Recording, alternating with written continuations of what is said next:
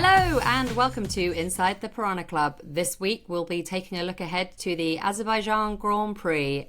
Who will go fastest? Was it a rebirth for Red Bull in Monza, or will the McLarens be back on top? I'm Rebecca Clancy. And I'm Ben Hunt. And shall we actually start talking about something completely different? Let's which was Goodwood Revival. Yeah. Which was loads of fun. It was my first time, I have to say, and thoroughly enjoyed it. We'll absolutely be going back. Just loved it. What a great day out. Yeah, it is good. I mean, obviously a bit biased. I live close to it, so been going for a few years. Well, I have been going for about 13, 14 years, but now close to it, it's nice because I get to see all the build-up of the event. And you know when people talk about Monaco and they say, oh, it's great because they see the stands going up and all that sort of stuff? It's a similar thing for me. When I see the build going on, I'm like, oh yeah, an event's coming, and it's quite, I don't know, it's quite nice. You feel quite proud, and then when they do put on a good show like that, I think ultimately, you're happy, and everyone has a good time. And unfortunately, the weather was a bit naff, wasn't it? It was very British, wasn't it? Let's be honest. But it was a sellout, and actually, I could not believe how many people turned up. It was so busy, but it was brilliant. Yeah. And everyone makes loads of effort. I wasn't really expecting everyone to get dressed up. I thought the majority would be in kind of jeans and a jumper, but I'm very glad I bought the goofy hat. I mean, I said that, didn't I? The first year that I went, I was in sort of like a jeans and a jumper, and I realised that I'd made a mistake by not dressing up, and I kind of, I stood out by not dressing up, so that was quite fun. And as teased on our Instagram page at Inside the Piranha Club, we bumped into quite a few people, didn't we? We did, yeah. So first bumped into Jonathan Wheatley, team principal at Sauber, soon to be Audi. He was in great spirits. I actually joked with him what he was doing at a racetrack on a weekend off. He was there with his family, which was great, and he was in very good spirits. Just sort of chewing the fat, really, weren't we? Saw Max Chilton. Yeah. You said hello to him quickly. Who else was there? I'm forgetting now. Jensen Button. Jensen Button. Mr. Bean. Two separate people. Sorry. Rowan Atkinson. Yeah. We should call him. My brain is totally gone. Who else was there? Oh, there was loads, wasn't it? I think that was the whole thing. It's a really good turnout of great old machinery. The cars are unbelievable, aren't they? Yeah. Really and good. The plane geek in me, and I really am a massive plane geek. The Spitfires. Yeah. Yeah, Loved really good. it. Yeah, sometimes we get the red arrows going over as well. That's always fun. Yeah, the weather was rubbish, wasn't it? So they didn't do the dawn flyover, which was a shame. Although, quite frankly, I was never getting there that early. But could have seen it from your house. Yeah, you just see it out the window. It's fine. Yeah. Although we did enjoy a very good night out in Chichester. So if you saw us in Chichester, I can only apologise. Yeah. I feel like we ended up on a university night out, but when you're let loose, what can you do? Right. From the classy, amazing, muddy fields of Goodwood to the street castle track of Baku in Azerbaijan. Well, it's 6 historic, kilometres. isn't it? It is historic, very historic. The castle section is absolutely beautiful. And as you head into the castle section, it is just 7.6 metres wide. Someone's been reading up. Oh, I love my facts and figures. Yeah. F1 cars are just 2 metres wide, to put that into context for you. As Charles Leclerc discovered many years ago when he was on for a flyer and smashed it into the wall. It's tight.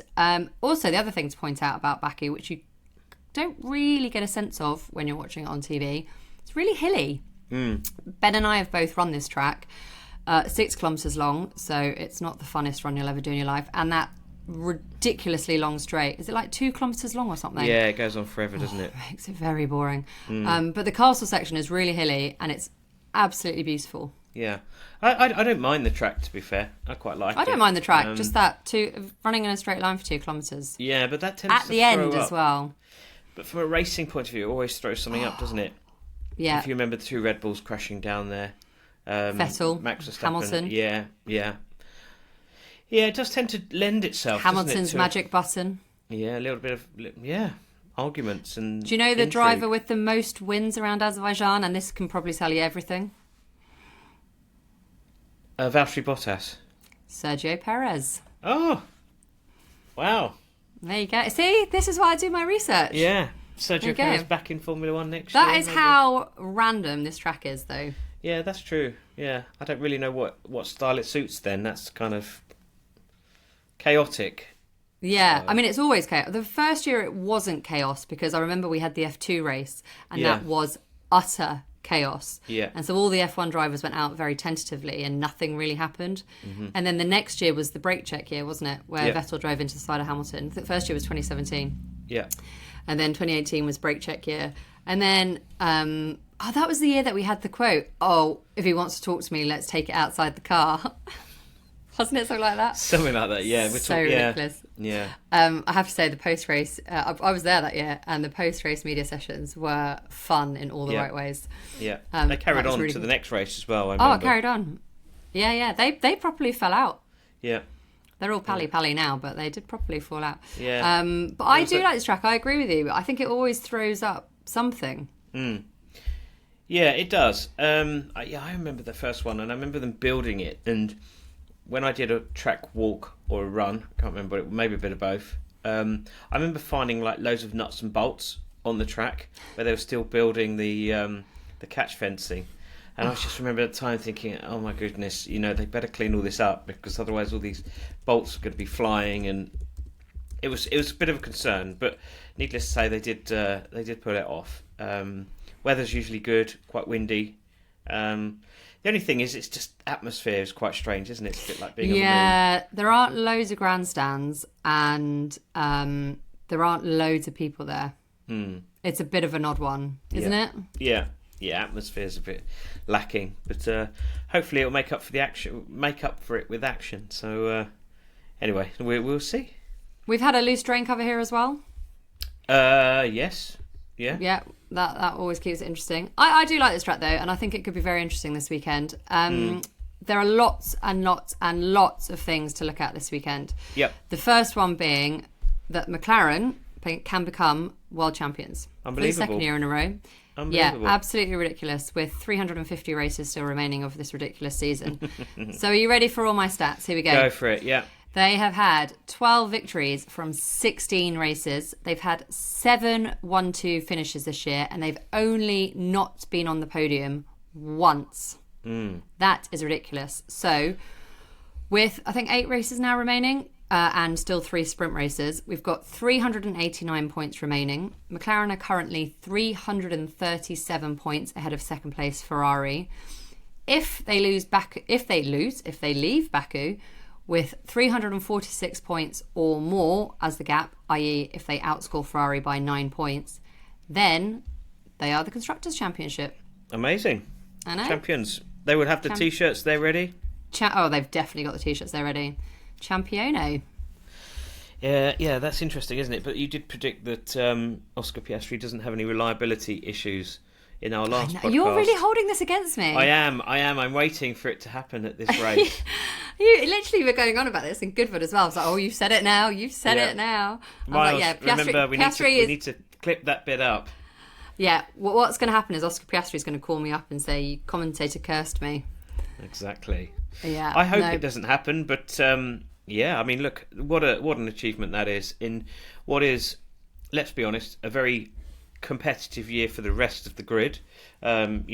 Very fine margins. I think that McLaren have done superbly well to maintain it and to be out in front and unchallenged. It's always tricky last year's regulations before they change. Who's going to carry on developing, but ultimately we've seen such fierce competition mid-table and up that everyone's now of a particular standard, and for McLaren to be leading that after this period of dominance is hugely impressive. Piastri did win here last year, and it was an absolutely brilliant battle with Charles Leclerc, who had started on pole. It went down to the wire, and it was fantastic. Piastri came out on top. I don't think it's going to be my fault. Though? Were there team orders? Between Leclerc and Piastri? No, from Leclerc and... Piastri and Norris. No, Norris finished 4th here last year. But what I was going to say is I don't think it will be my fault if Piastri doesn't finish or there's an error. McLaren aren't doing themselves any favours at the moment. What is fair? We did discuss this on the last pod. Are they being too cautious? the papaya rules are obviously in place, which means they can go racing as long as they go racing fairly. They were booed. Norris was booed, though I'm not entirely convinced they were booed. Those boos were directed at Norris because they had team orders in place. In Monza, Norris had the slow stop. He should have come out ahead. He was faster all weekend. They asked Piastri to swap. He did, albeit reluctantly.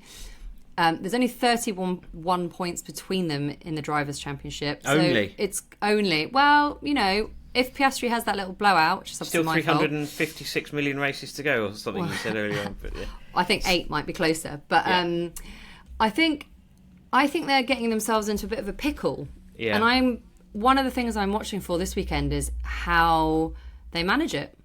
Yeah, I think this is the exciting part now for the season, isn't it? It's between those two and how McLaren manage that relationship and how they go forward together as a unit. Both drivers under contract for next year. You expect them to continue, but they obviously need to manage that relationship. Both drivers are wise enough to know that they need the team to be behind them if they are going to be multiple world champions. So they're towing that fine line of saying and doing the right things, and so far it's been quite harmonious, hasn't it? I think has it though? Are we fully believing this? Well, I think there's not been an incident where someone's rowed against the team. Not publicly. Yeah. Well, we were joking about the other day, when Piastri was asked to move over to allow Norris, you could say, he could pretend to have a radio failure or something. I didn't get that message.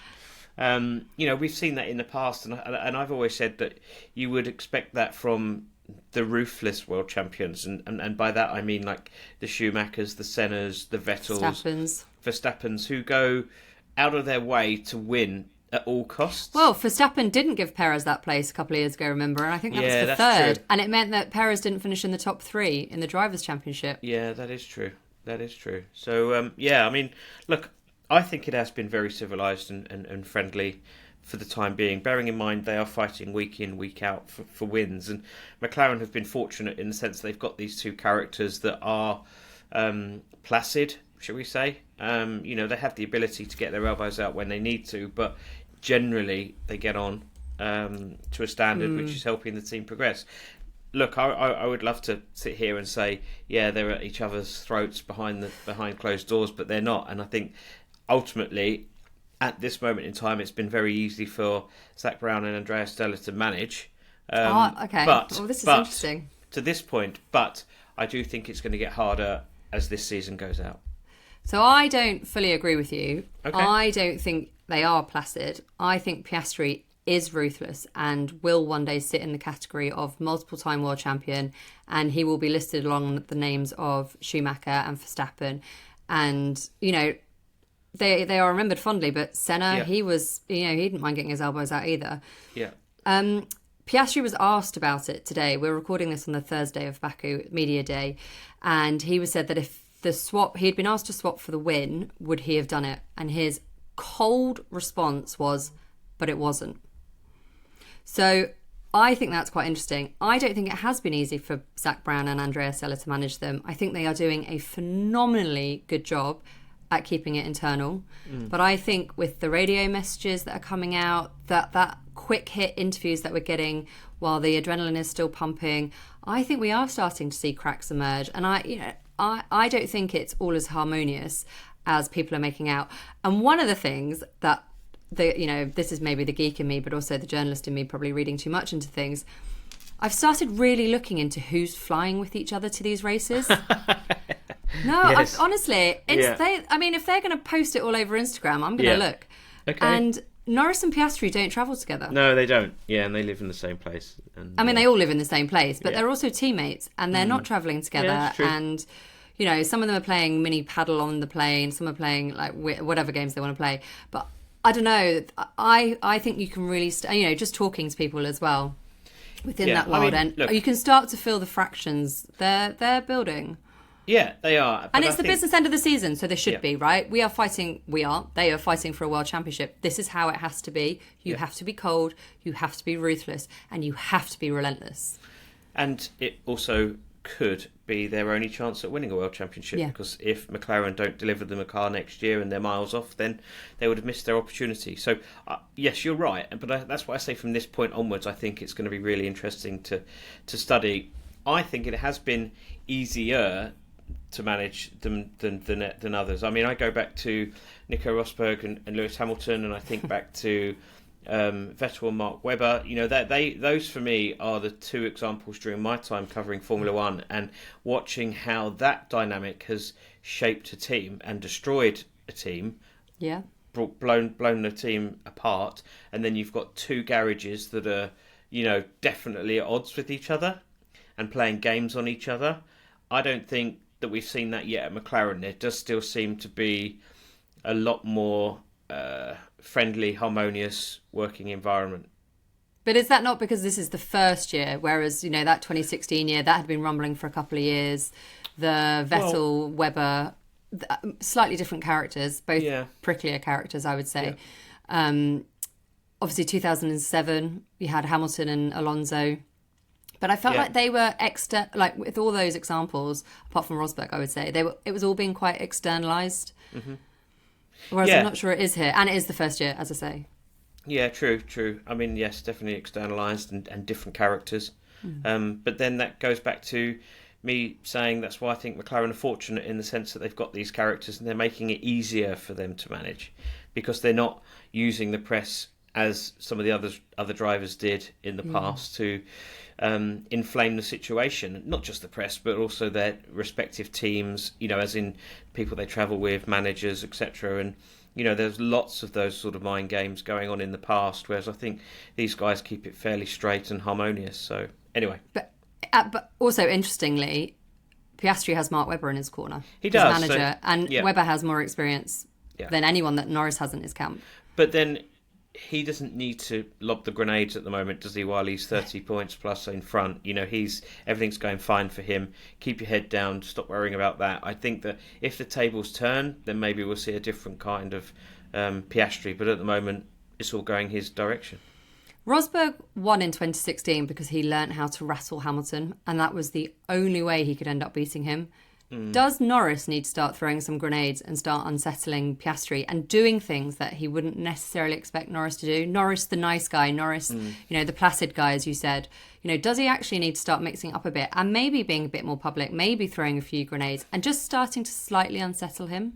The problem is, I don't know how you unsettle someone as cold as Oscar Piastri. How do you get under his skin? I don't know. I mean, I don't know, but I also am what not are you going to do to? Yeah, I but mean, Norris knows him a lot better than we do. We've said this before about Piastri. Like, no one really knows him. Yeah, but I mean, Norris the only way you can kind of do it is get the team, and this is what I've seen in the past. You know, Jensen was very good at this, getting the team around him, and that means getting everyone behind you. But Norris has that. I mean, that's really the sense that we get, is that Norris really has. Certainly, it feels like he's got the backing of Zak Brown. Yeah, it does feel like that. I mean, they've got a long-standing history. Yeah, Zak Brown was an advisor for, you know, Norris's management company long before either of them sort of made the move into that team. So there's a big, long relationship that goes back years. I love all the conflicts in F1. Yeah, well, there we go. But look, ending, which obviously does put Brown in a bit of a tricky position. But he's also then able to manage that as well, isn't he? He knows Piastri and certainly Norris better than most, so he's able to assemble the team and manage it in the way that he sees fit. So yeah, I think they're doing a good job, but I do take your point, and I do agree with your point in the sense that this point onwards is now where things come to the fore. Norris is playing catch up, you know, a few disappointing results, a few desperate moves. He needs to start eating into that deficit. He needs the reliability to turn. He needs to do it soon, though, right? He's got no cushion at the moment. Yeah, that's right. I mean, he needs a big haul of points. So. For fear that we don't get accused of British bias in this episode, I presume you want Norris to win the championship in the end. Do you know? I don't mind. Like, I've thought about it. I think ultimately, when I think back to world champions, I always think that they need to be good for the sport. I always hate saying that, but they need to be good world champions and go. You've been talking Stefano Domenicali. Be prepared to go above and beyond and sort of be flag bearers, international flag bearers for the championship. You become the face of the sport. You do, and you have to be prepared to sacrifice something, in terms of your time, and you've got to be a personality, which I think that Norris is, and he definitely appeals to, a much wider audience at this moment than Oscar Piastri does. So, if in terms of that perspective, then maybe Lando would be a better world champion. But I do think that Piastri is probably the better driver.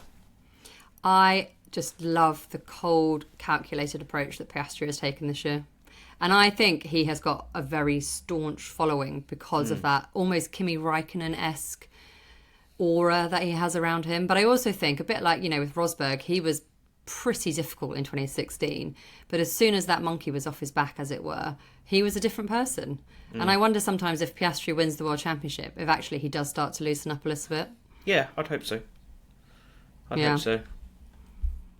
Right, but let's be honest, McLaren might not have it all their own way towards the end of the season, because do we have a Red Bull rebirth? Max Verstappen was totally dominant all weekend in Monza.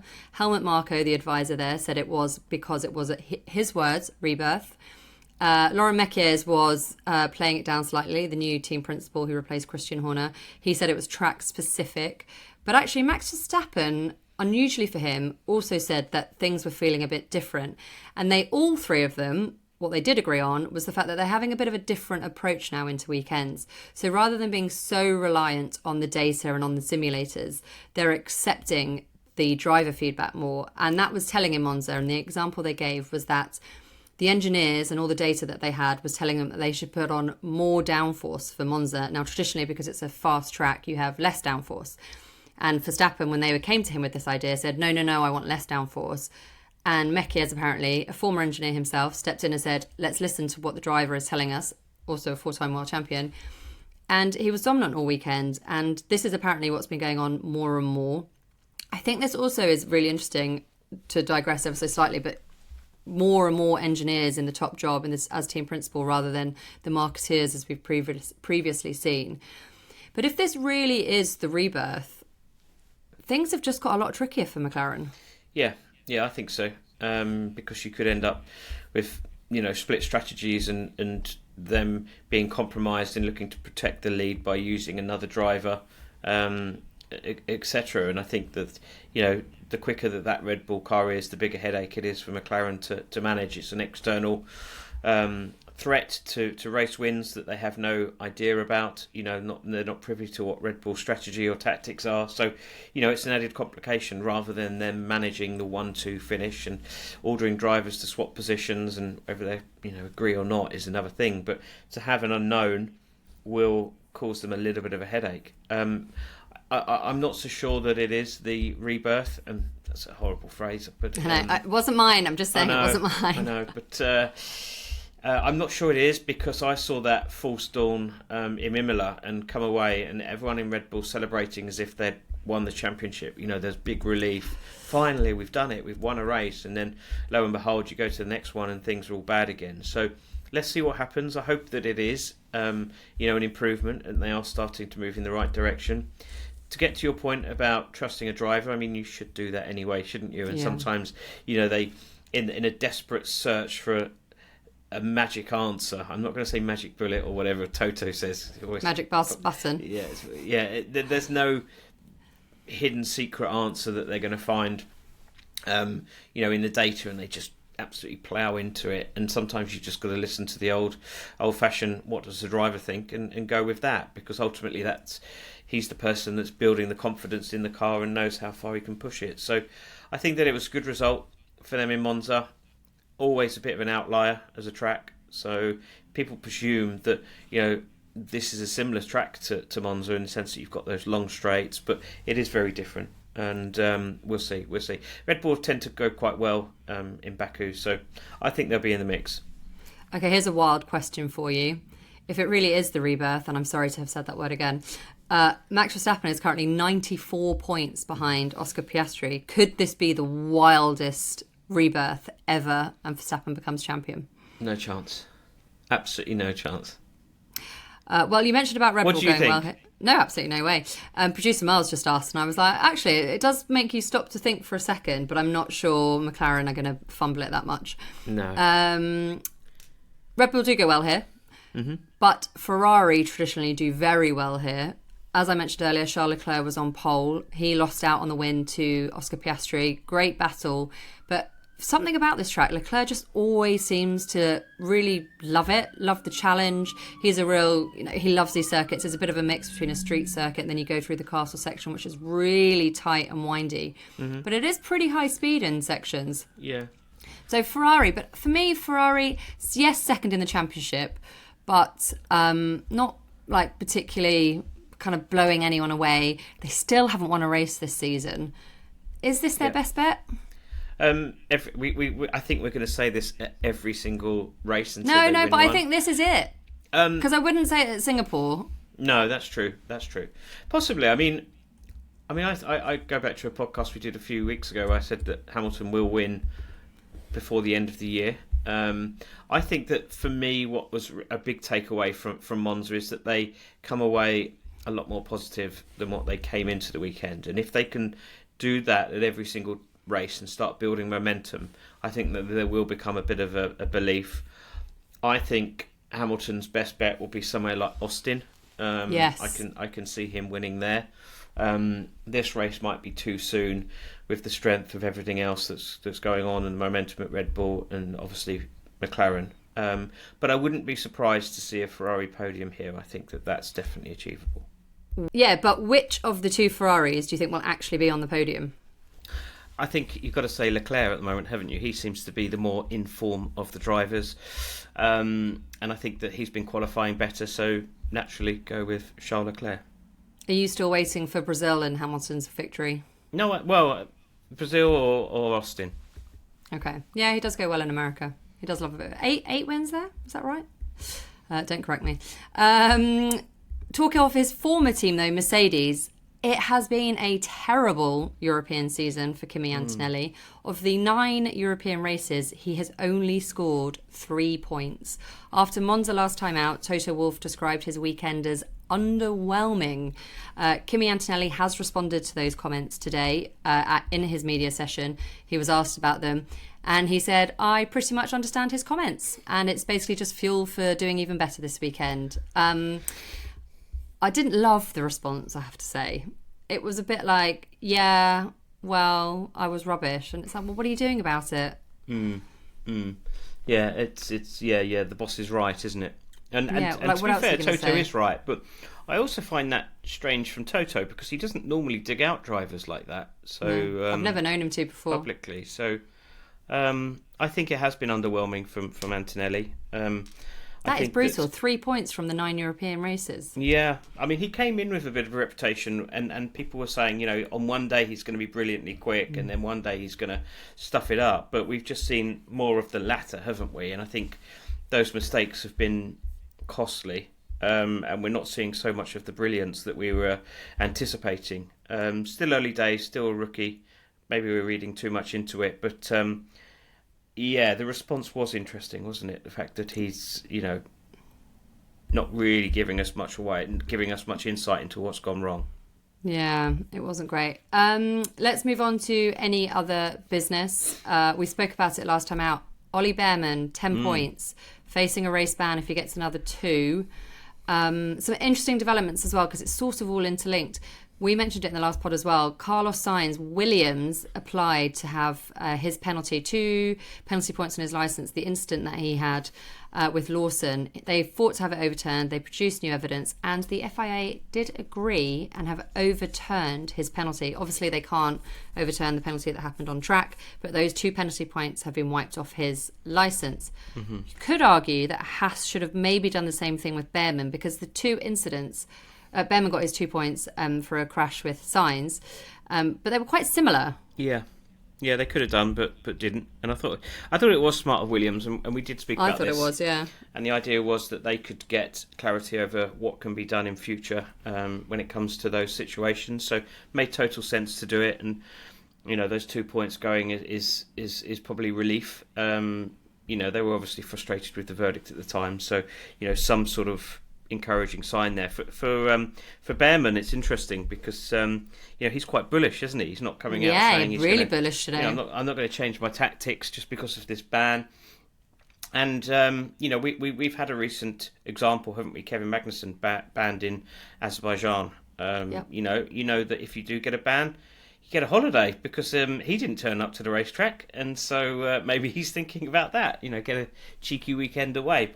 I'm joking, of course, but I think that he's, that's probably the right attitude, because the moment I think it's the right attitude. The moment you start changing that approach, which has served you so well to get to Formula One, and start driving cautiously, is where you do make mistakes. So, he's got the right approach. I think the team have been saying, don't change anything. You're doing great, and he'll just stick to that. But also, your competitors sniff blood. If they think, he's not going to go in too hard, well, they'll just take you and you'll finish the next... If he's got 4 races to get through before the points start coming off again. Exactly. But then he'll finish last in all the races. So you can't be like that. So I agree with it. I quite liked that he came out and he was really bullish about it. I thought good for him. Yeah, it's a good press strategy to talk to him and, brief him in that area. So, well done, Haas. Yeah, I thought so too. They do have one of the best press guys on their team, to be fair to them. But Sainz, I thought, was interesting today as well. And I thought even when Williams put in that statement saying that they were objecting or right to review, they said, we just want to know how to go racing. And we could do an entire podcast about the FIA, but we won't yet. But it can get very confusing. There's no consistency, and there's never any, particularly with the stewards, which does lead to these decisions. Sometimes they're upheld, sometimes they're not. I imagine all the other teams were pretty grateful that Williams put that in too, because it does set a marker. It does, and that's the whole purpose of it. To try and find out what's acceptable and what's not. But like you say, it does. It doesn't. It's the lack of consistency which is really frustrating. It's different stewards every time, and the decision making's different. And I don't like that. It's funny. Sometimes I think, back to football, and refereeing decisions are controversial, and they're the moments that spark debate and intrigue, and whether it was right or wrong. Of course, we've seen with VAR that diluted somewhat. Sometimes VAR still gets it wrong. Ultimately, we need to strike that right balance of entertainment and being right, because there's just too much money now at stake to make poor decisions, and too much technology available for it not to be right. So, does F1 not use enough technology? I would argue no, not while we're getting these in terms of officiating decisions. The race. Like, should they, bearing in mind like track limits, we have all the data about braking, in terms of incidents. That's the reason why a lot of decisions aren't made until after the race, because they collect all the data from every single metric you can possibly imagine, and then they talk to the drivers. Yeah. But is it being implemented enough? No, I don't think so. And I do think that there needs to be more real-time decision making. There was an incident before. Yeah, it does. What was before the Grand Prix at the weekend? It will be investigated after the race. Now that was right at the start. I can't remember what it was. That was Hamilton, wasn't Hamilton? it? Yeah. Yeah, it was Hamilton. And I'm like, you've got all that information. You're really going to wait for, it's an hour and 15 minutes, but you're going to wait all that time. I mean, what happens if he wins and then you disqualify him? You're just causing a problem for yourself. Why not investigate it now? Have enough manpower, resource team to investigate that and get it done with before it's too late. Because there's nothing worse than him win a race and then go as a Ferrari driver. Imagine that. He won the race as a Ferrari driver and then they decided that they would punish him or disqualify him. I mean, it's ridiculous. Yeah. Also, the reason we don't record on Sunday nights is because we're never sure if we actually know the race result or not when the checkered flag drops. Yeah, you can't book a flight out either ridiculous. Because you never know. I mean, it's ludicrous. I think some people use the argument about in the Olympics you can always do a drugs test and someone could foul that. Yeah, I mean, but that's like years. You could, but but generally speaking, I do think that for a sport that's so technologically advanced with all the metrics readily available, that decision making should be a lot quicker than what it is, but also a lot more accurate. I think football's a really interesting comparison as well, because you can't have the same referee for every weekend purely by the nature of the sport. 20 teams in the Premier League alone all playing each other over the course of 9 months. But in F1, the same people travel to the same races. There's one series. You should be able to have the same 5 stewards. Yeah, I mean, the argument about impartiality, which you obviously, avoid with football, with having a different referee each time, I totally accept. But if you've got a body of 5 or 6 people, then surely they are, the numbers mean that they'll be impartial too, right? Or do you think that it would be too...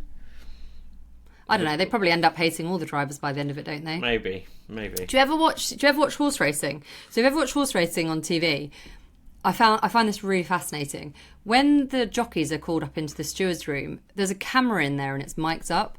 Let's start doing that. Yeah. That's the answer, isn't it? Yeah. I think that would be fantastic. Yeah, no, that would be fun. I mean, they'll never go for it, but that's my suggestion. But that comes back to the communication from the FIA. We definitely need more of that, and to explain the decision making. I mean, when was the last time we had a proper explainer on when something happened? I'm doing my book at the moment and going back to Abu Dhabi 21, and that document with Massey. It didn't really tell us anything. It was really quite poor. It took like 3 months to come out, and then it was released just before qualifying or practice, and it didn't say anything, and that was a bit sad. Well, funnily enough, I always think about Massey when we have this conversation. Michael Massey, the race director, I know what you're going to say for the 2021 season, because he spoke to us after every race. Yeah. And it was great, and he was really honest and very open. And then the only race he didn't speak to us was Abu Dhabi, when we really needed to speak to him. But actually, then the FIA just shut that down and it never happened again. Yeah, I thought you were going to say about the night before. What happened the night before? We was in the bar watching the football and he was in there.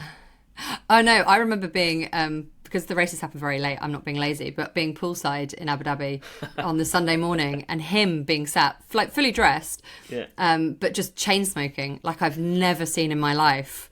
Like, I genuinely don't think I've ever seen a more stressed man in my entire life than Michael Massey on that Sunday morning. And that was before the race, so, Big time. Yeah. Anyway, the last thing I want to touch on very quickly is Isaac Hadjar, because the rumours that have started in full swing this week in the run-up to Azerbaijan, that the decision has been made. He will be replacing Yuki Tsunoda at the top team, Red Bull. He's currently in Racing Bulls at the junior team.